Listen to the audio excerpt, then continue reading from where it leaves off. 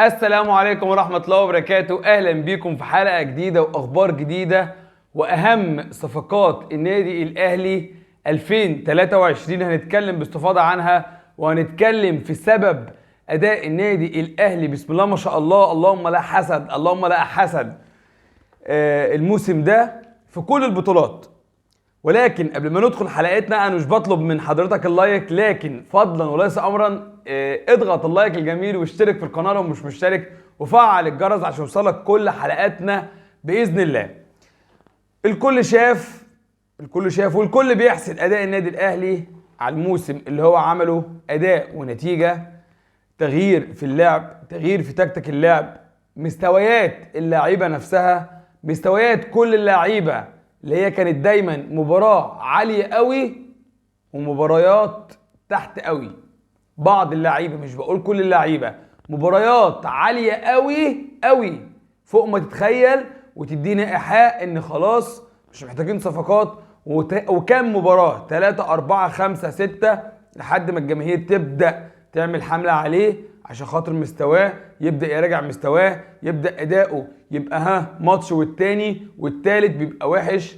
لكن أهم صفقة في الموسم اللي الأهلي لعبه ده هو مارسيل كولر، المدرب المحنك، المدرب اللي بيشتغل بالورقة والقلم، المدرب اللي عارف يعني ايه النادي الاهلي، المدرب اللي لما النادي الاهلي بدأ يتعاقد معاه طلب 6 مباريات الاهلي خسر فيهم، و6 مباريات الاهلي كسب فيهم، و6 مباريات الاهلي اتعادل فيهم في اخر موسم. وقبل الموسم اللي هو فات، قبل ما هو ما يجي، طلب برضه 6 ماتشات من الموسم اللي قبله.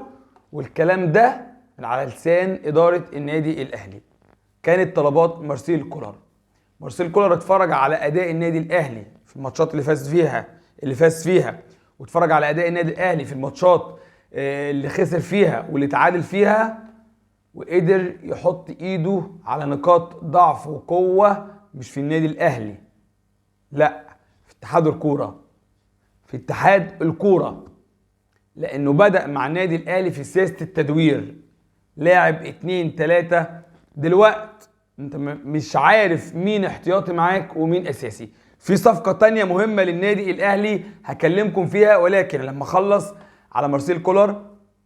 طبعا أداء اللعيبة بعيد بقى عن أي حاجة. في محمد هاني اللي كل جماهير النادي الأهلي كانت بتشتكي منه. محمد هاني فين دلوقتي؟ لو محمد هاني ريح، انت نفسك كأهلاوي هتقول ايه؟ انت نفسك كأهلاوي هتقول محمد هاني ما لعبش ليه؟ محمد هاني اللي كنا بنطالب ان هو يمشي من النادي الاهلي، حسين الشحات اللي كنا بنطالب ان هو يمشي من النادي الاهلي، كذا. انا ما طالبتش حسين الشحات، لان انا من الناس اللي مقتنع بحسين الشحات، وكنت بقول في ظل مستواه الضعيف جدا، وفي ناس شاهدة على الكلام ده، كنت بقول حسين الشحات لو رجع لنص مستواه هيشيل النادي الاهلي لوحده. لان حسين الشحات غير اي حد. انا بقول لك اهو، حسين الشحات غير اي حد، لان لاعب الكوره باين. لولا ان النادي الاهلي عنده تيم كامل ودايما بالجماعيه، حسين الشحات ده لو موجود في مكان تاني كان عملوا له تمثال. والله كان عملوا له تمثال اكتر من النفخه اللي هم عاملينها لبعض الناس اللي عندهم. لكن مارسيل كولر واداؤه مع اللعيبه وتطور اللعيبه بطريقه الله اكبر، نمسك الخشب، غير طبيعيه. محمد هاني، حسين الشحات، بيرسيتاو اللي كان مع الراجل اللي هو جايبه اللي هو موسيماني. كان بيرسيتاو يقعد شهرين يرجع يتصاب، يقعد شهرين يرجع يتصاب، يقعد شهرين كده، ما كانش عارف ازاي يتعامل معاه. مارسيل كولر قال لك بيرسيتاو يريح، يتعالج من الاصابه، اعمل لي فتره اعداد كانه اول مره في حياته يلعب كوره. وبدا يحط له مقياسات معينه، حتى اداله مقياسات لما بينضم لجنوب افريقيا لمنتخبه حط له مقياسات للمدرب بتاعه يمشي عليها عشان خاطر ما يتصابش. هو ده مارسيل كولر، هو ده مارسيل كولر. مدرب بيطور اداء اللعيبه، مدرب عارف اللي قدامه بيتكلموا في ايه، سواء اعلام سواء صحافه سواء مؤتمر صحفي سواء اي حاجه، عارف.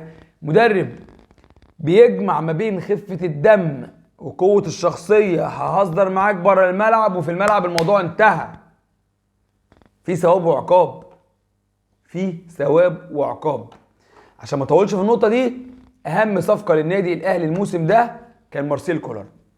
واهم صفقه للنادي الاهلي الثاني ايه؟ عصام عبد الفتاح.